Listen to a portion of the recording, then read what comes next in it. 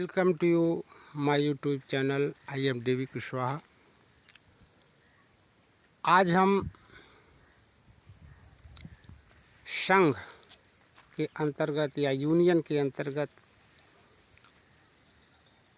जो कार्यपालिका है और जो कार्यपालिका का हेड या कार्यपालिका का प्रधान होता है, राष्ट्रपति के बारे में चर्चा करेंगे और उन प्रश्नों पर ही ज़्यादा प्रकाश डालेंगे जो परीक्षा में आने के दृष्टि से सर्वाधिक महत्वपूर्ण होते हैं।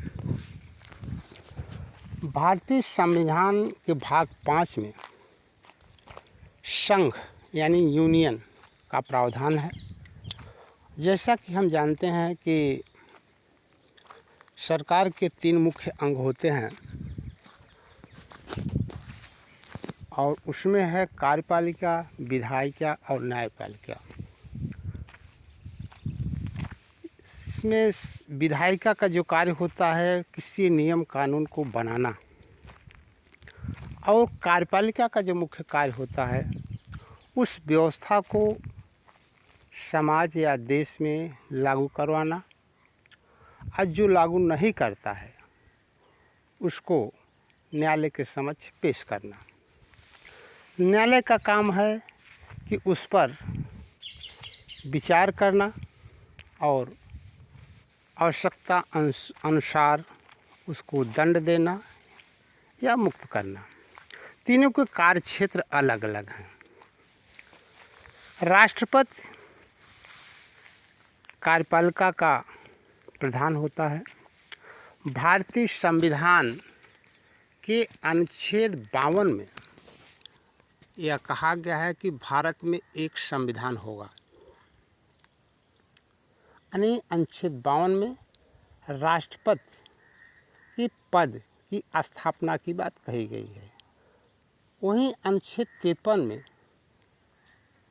उसके कार्य के बारे में बताया गया है, जिसमें कहा गया है कि वह कार्यपालिका का समस्त कार्य स्वयं या अपने अधीनस्थ अधिकारियों के माध्यम से करेगा।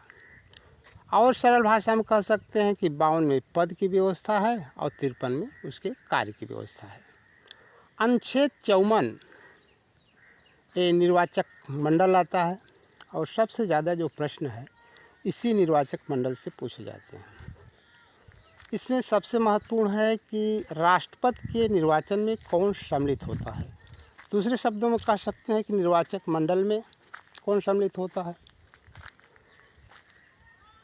तो इसको समझना और सावधानी से समझना बहुत ज़रूरी है। राष्ट्रपति के निर्वाचन में मुख्य रूप से संसद के दोनों सदनों के निर्वाचित सदस्य और विधानसभाओं के निर्वाचित सदस्य इसमें भाग लेते हैं। इसके अलावा दिल्ली और पांडिचेरी के निर्वाचित विधानसभा के सदस्य भाग लेते हैं। हमें निर्वाचित शब्द पर बहुत ध्यान देना है। और संसद के दोनों सदनों का मतलब है कि लोकसभा और राज्यसभा के जो निर्वाचित सदस्य हैं वो भाग लेते हैं। निर्वाचित इसलिए है कि जिन लोगों को राष्ट्रपति मनोनीत करता है उसको राष्ट्रपति के चुनाव में भाग लेने का अधिकार नहीं होता है।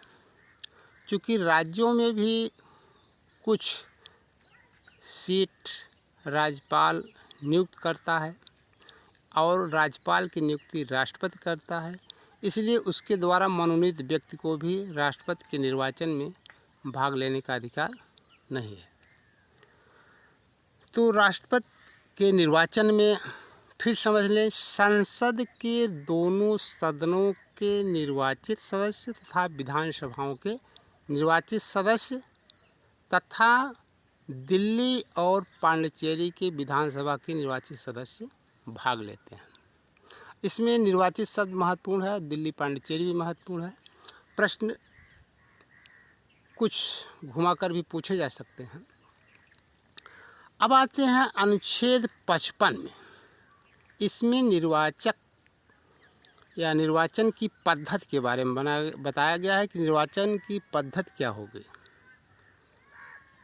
तो दो शब्द आप सुने होंगे, समानुपातिक प्रतिनिधित्व प्रणाली, एकल संक्रमणीय मत पद्धति। यानी प्रत्येक विधायकों का मत का मूल्य क्या होगा और प्रत्येक सांसद का मत का मूल्य क्या होगा, इसके बारे में बताया गया है। समानुपातिक प्रतिनिधित्व प्रणाली का मतलब ये है कि प्रत्येक राज्य में एक जो विधायक होगा उसका मत का मूल्य क्या होगा, उसके मत को मूल्य को निकालने के लिए राज्य की कुल जनसंख्या बटा विधानसभा के निर्वाचित सदस्य गुणित 1/1000। इस प्रकार से हम एक विधायक का मत का मूल्य निकालते हैं। सांसद के मत का मूल्य निकालने के लिए कुल विधायकों की संख्या बटा सांसदों की संख्या। विधायक का मतलब है निर्वाचित विधायक, और उसके बाद जो आएगा वह एक सांसद के मत का मूल्य माना जाएगा। 56 में उसके कार्यकाल के बारे में बताया गया है कि सामान्य रूप से जो कार्यकाल होगा राष्ट्रपति का वो 5 वर्षों को होगा। उसके पहले भी वह अपना त्यागपत्र राष्ट्रपति को दे सकता है। 57 में कहा गया है कि कोई भी व्यक्ति एक बार से अधिक भी राष्ट्रपति बन सकता है, इस पर कोई प्रतिबंध नहीं है। उदाहरण के लिए अमेरिका में कोई भी व्यक्ति 2 बार से अधिक राष्ट्रपति नहीं बन सकता, लेकिन हमारे यहाँ हमारे संविधान में ऐसा कोई प्रावधान नहीं है कि कितनी बार बन सकता हो, उस पर कोई रोक नहीं है। फिलहाल अभी तक डॉक्टर राजेंद्र प्रसाद ही रहे हैं जो 2 बार भारत के राष्ट्रपति रहे। ऐसी स्थिति 2 बार की नहीं आई है। अब आते हैं जो सबसे महत्वपूर्ण है, जिस पर ध्यान देना है कि अनुच्छेद 58 में राष्ट्रपति के पद की योग्यता, यानी कौन व्यक्ति है जो राष्ट्रपति के पद के लिए खड़ा हो सकता है। राष्ट्रपति के पद की योग्यता में सबसे महत्वपूर्ण है वो भारत का नागरिक हो। दूसरा, वह किसी लाभ के पद पर न हो। लाभ का पद का मतलब यही है कि किसी सरकारी नौकरी में वह न हो। तीसरा हो कि लोकसभा के सदस्य के सारी योग्यता, लोकसभा को मतलब कह लीजिए सदस्य का चुनाव लड़ने के लिए सारी योग्यताएं वह पूरा करता हो। इसके अलावा